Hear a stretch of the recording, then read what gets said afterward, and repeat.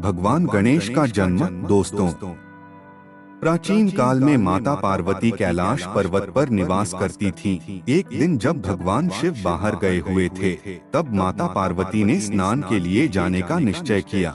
लेकिन समस्या यह थी कि जब तक वे स्नान करें, तब तक उनके कक्ष की रक्षा कौन करेगा।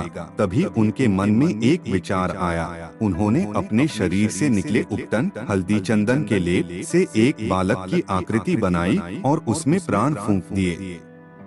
इस प्रकार एक दिव्य तेजस्वी बालक प्रकट हुआ। माता पार्वती ने उसे अपना पुत्र स्वीकार किया और कहा, वत्स, जब तक मैं स्नान करूं, तब तक तुम इस द्वार की रक्षा करना, किसी को भी भीतर मत आने देना। बालक ने आदेश का पालन करने का संकल्प लिया।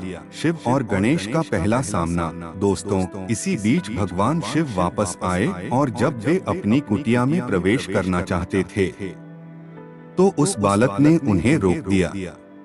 उसने कहा, मेरी माता स्नान कर रही हैं। जब तक वे अनुमति न दें, तब तक आप भीतर प्रवेश नहीं कर सकते। भगवान शिव यह सुनकर अचंभित हुए। उन्होंने कई बार समझाया कि वे ही पार्वती के पति और इस गृह के स्वामी हैं, लेकिन बालक अडिग रहा। दोनों के बीच विवाद बढ़ा और अंततः क्रोधित होकर भगवान शिव ने अपने गणों को आदेश दिया कि उस बालक को रास्ते से हटाओ। लेकिन बालक अत्यंत शक्तिशाली था। उसने शिवगणों को पराजित कर दिया। तब स्वयं भगवान शिव ने अपने त्रिशूल से उसका मस्तक काट दिया।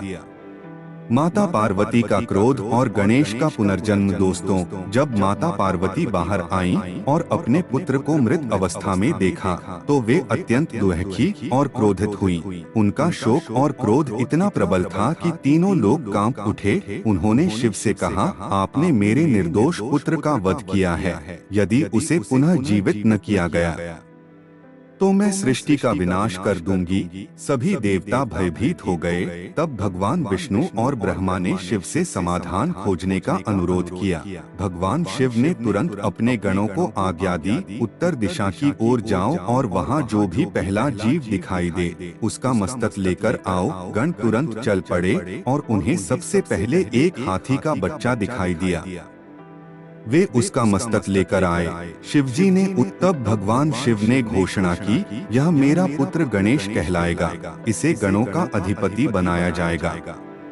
जगत में किसी भी शुभ कार्य का आरंभ बिना गणेश पूजन के नहीं होगा। यह विघ्नहर्ता और मंगलकारी है। गणेश चतुर्थी का पर्व। दोस्तों, पुराणों में उल्लेख है कि भाद्रपद मास की शुक्ल चतुर्थी के दिन गणेश जी का जन्म हुआ था। इसलिए इस दिन को गणेश चतुर्थी के रूप में मनाया जाता है। इस अवसर पर भक्त गणेश जी की मिट्टी की मूर्ति बनवाते हैं, उन्हें अपने घर या पंडाल में स्थापित करते हैं और 10 दिनों तक भक्ति, पूजा और आराधना करते हैं।